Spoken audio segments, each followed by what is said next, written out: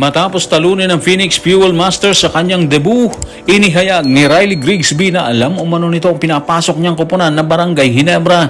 Sa kabila naman umano ng mga alok sa Europa at Australia, bunga ng performance nito sa Gilas, Pilipinas, tila mas pinipili umano ni Mike Phillips ang Japan B-League. At ang ilan nating mga kababayan, binanatan si Coach Eric Spoelstra, bunga ng hindi umano pagtulong kay Kai Sotto na makapasok sa NBA. Tutukan po natin ang lahat ng yan, pero bago yan, pakisubscribe, like and share na lang muna para pareho tayong updated. Sa pahayag ni Riley Grigsby ng Barangay Ginebra, alam umano nito ang sasagupain niyang hamon kapalit ni Justin Brownlee sa panayam ng media matapos mabigo. Bagamat kumamada ito ng double-double na performance na 42 points at 13 rebounds, inihayag nito na sinabihan na umano siya ng mga dati nitong coach sa US tungkol sa Barangay Ginebra. Narito ang kanyang paglalahad. Tutukan po natin si Riley Grigsby sa report ni Ruben Terrado sa Spain. Alam ko na kaagad kung ano yung pinapasok ko dito eh. Sinabihan na ako ng mga dating kong coach na isa itong makasaysayang organization. Siyempre alam kong nandito dati si Justin at alam ko rin ako yung papalit sa kanya. Pero sa huli, basketball lang naman to. Ang kailangan ko lang pumasok at ilaro yung sarili ko. At yun ang sinubukan kong gawin. So maganda yung naging mindset ni Riley Grigsby mga playoffs pagdating pa lang niya dito sa Barangay Ginebra. Hindi niya sinubukan maging panibagong Justin. Alam niyang halos imposible kasi natumbasan kaagad yung nagawa ng 7 beses na kampiyon na import. Kaya naging mensahe niya, napakasimple, lalaruin niya ang sarili niyang laro.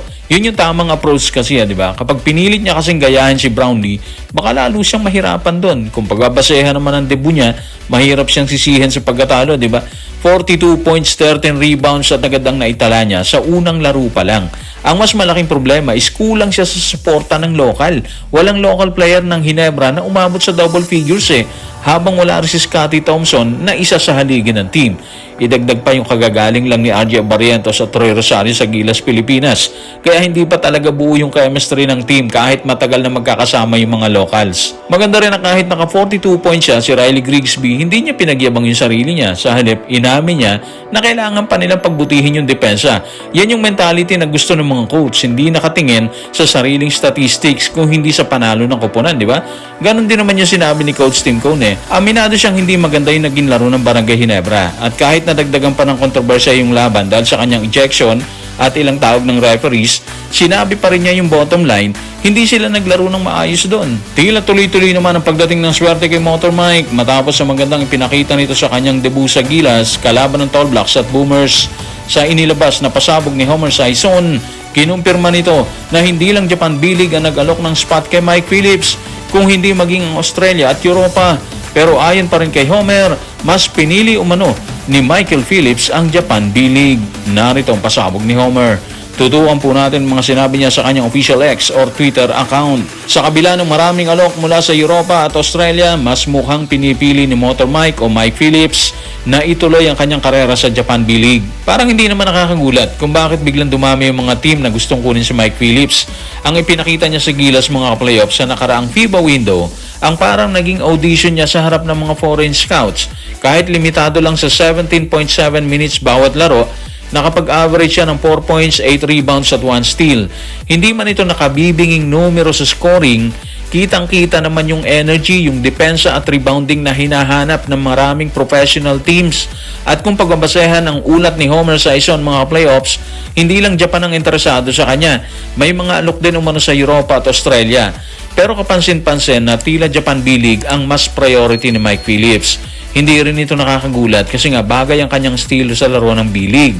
Mataas ang intensity, mabilis ang laro at pinapahalagahan ang mga players na kayang dumipensa, mag-rebound at gumawa ng maliit na bagay na hindi laging nakikita sa statistics. Mas okay rin na hindi minamadali ng kampo ni Mike ang desisyon. Ayon kasi sa ulat, wala pa silang kinukumpirmang kasunduan at maingat nilang sinusuri ang lahat ng alok dyan. Ibig sabihin yan, hindi lang pera ang tinitingnan nila rito. Mahalaga rin kung saan siya mas lalago bilang player at kung aling liga ang mas makakatulong sa kanyang pangmatagalang karera. Parang naging blessing in disguise ang maikling stint niya dito sa Gilas, Pilipinas talaga, di ba? Sa 2 laro pa lang kontra New Zealand at Australia, napansin agad siya ng mga kupunan sa iba't ibang bansa. So kung saan man siya mapunta, Japan, Europe or Australia, isang bagay ang malinaw dito mga playoffs, mas lumawak yung opportunity ni Mike Phillips dahil sa ipinakita niyang sipag, hustle at walang sawang galaw sa bawat minutong ibinibigay sa kanya or ibinigay ng national team. Binanata naman ng ilan nating mga kababayan si Miami head coach Eric Spoelstra. Ayon sa kanila, hindi umano ito totoong Pilipino o galing Amerikano daw talaga ito. Ang mabigat na akusasyong ito ay bunga ng hangad ni Kai Sotto na pasukin ng NBA. Hirit nila, hindi man lang umano matulungan ni Coach Spo si Kai para makarating sa NBA. Narito ang kanilang pahayag.